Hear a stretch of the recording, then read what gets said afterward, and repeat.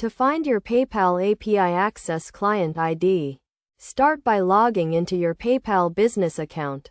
If you do not have a business account, you will need to upgrade your personal account to a business account to access the API credentials. Once logged in, navigate to the top right corner of the page and click on the profile icon. Then select Account Settings from the drop-down menu. Scroll down to the section labeled Account and Website.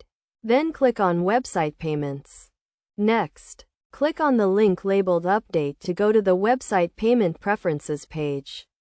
Then scroll down to the section labeled REST API Apps.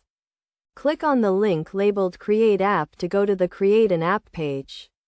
Then fill out the required information to create a new app. After creating the app, you will be taken to the app dashboard page where you will see your client ID in secret.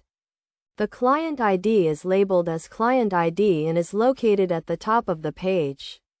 To ensure the security of your API credentials, make sure to keep your client ID and secret confidential and never share them with anyone.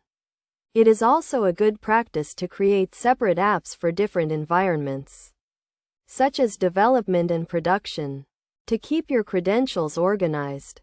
By following these steps, you should be able to find your PayPal API Access Client ID.